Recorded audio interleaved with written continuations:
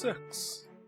An activity that everyone enjoys partaking in, from the average man to the average woman. Hell, even your grandmother. But, get your head out of the gutter. I'm not here to talk to you about the birds and the bees. Rather, I'm here to talk to you about worms. Or more specifically, a vast number of flatworms and the unique way in which they reproduce. As seen by the title, the mating behavior they engage in is known to us as penis fencing. Now in nature, it's common for us to see males engage in combat to win the right to breed. So it would be easy to assume that this would be the case here. And I guess it is, except it's much more interesting. You see, species which engage in this behavior are hermaphrodites. This means that they have both a functioning male and female reproductive organ. Now I'd like you to think about what a penis looks like to us. Think about it real hard.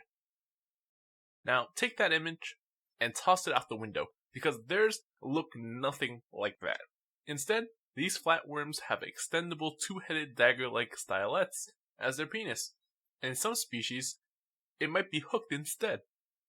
You might be wondering, why have a penis shaped like a dagger? And that's because, while we like to poke around for fun, they are not playing around. These dagger-like stylets are used to pierce the mate's epidermis and inject the sperm into the hemocoel, which is a body cavity that invertebrates have that's filled with blood. The sperm will diffuse through the blood and reach the ovaries, resulting in fertilization. This process is often harmful to the female's health since it creates a wound which is susceptible to infection. There are also times when the sperm and other ejaculatory fluids can trigger an immune reaction. If this process seems kinda scary to you, well, you're not the only one, because whoever coined this process called it traumatic insemination. Now, if dealing with this traumatic experience wasn't enough, the one who gets inseminated also has to bear the burden of being a single parent, because while they are out there gathering food for the child in their belly, the father of the child is out there getting ready to get his duel on. Being as disadvantageous as it is to be inseminated, you can see why mates will often compete in battles lasting up to an hour. Fencing, however, must have its perks, because despite not wanting to be inseminated, flatworms will fence others over and over until they lose. Now, what we've been talking about here up to this point is only one of two ways that these flatworms transfer sperm. What we've been talking about up to this point is unilateral sperm transfer. Some species, however, choose to transfer sperm bilaterally. Instead of competing, both partners will transfer sperm at the same time, or in some cases, engage in fencing with the same partner over and over, while alternating who gets inseminated. While the term penis fencing is most often used to refer to the mating behavior in many flatworm species, there are some other applications. Some whales penis fence, though I can't seem to find why, as well as bonobos, whom we are closely related to.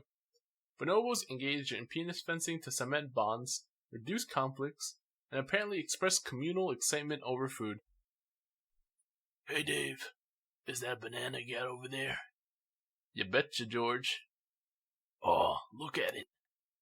It's so long. Yeah, and ripe too. I bet you it's ready to burst with sweetness. Ugh, I'm gonna need you to bring that big fat cock over here.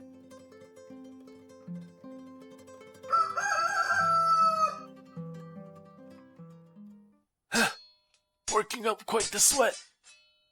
I bet you by the end of this, that banana's gonna taste 10 times more delicious now.